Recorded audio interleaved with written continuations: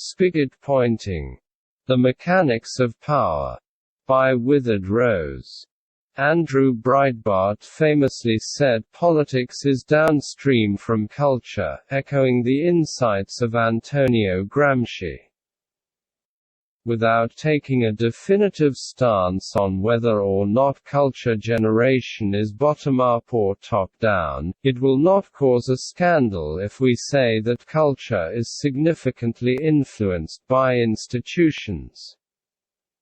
Academia, news media, family structure, church influence, entertainment, the non-presence of guilds or unions, etc. exert an influence on their immediate communities, and this influence echoes throughout the rest of society as these communities interact and meld. News anchors, to show one example of communal interaction and melding, tend to share the same social narrative as the contemporary academic establishment.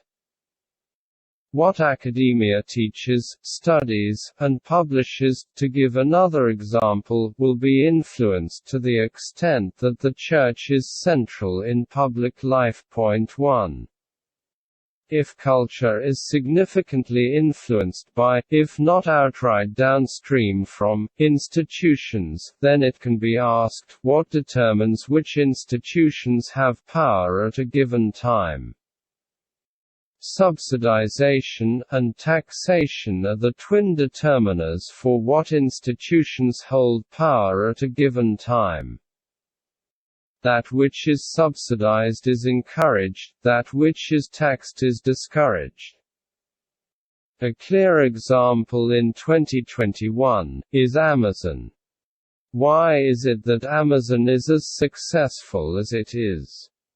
It receives an exorbitant amount of subsidies, and is exempt from almost all taxation. Translated, it is highly encouraged, and almost never discouraged. Why, to use another example, are public schools more abundant than Christian schools? The former receives large subsidies, and is not taxed, while the later receives no subsidies, and has to fight to get tax exemptions.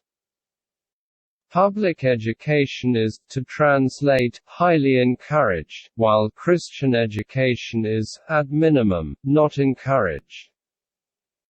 What results is a large population of students internalize the progressive ethos, while few internalize the Christian ethos, and these students will carry with them their ethos into the workplace, further shifting the culture to the left.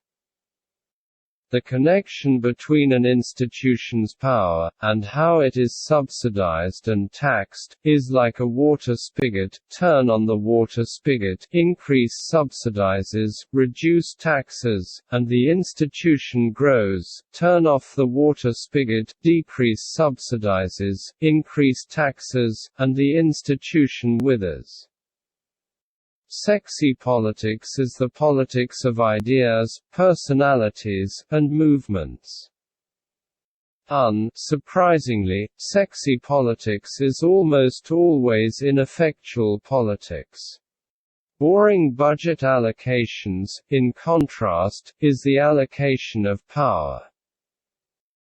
It is undeniably true that dissidents need to build counter-infrastructure and rival institutions, but these efforts will only avail if there is someone in the legislature to point the spigot towards these institutions and infrastructure, and blast the water.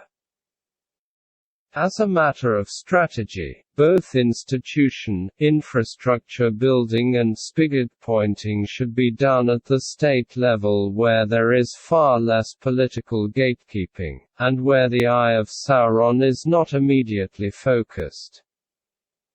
Successful spigot pointing does not look like spigot pointing, mind. Institutions are not subsidized, or taxed, by name, which would sound the alarm, but by category.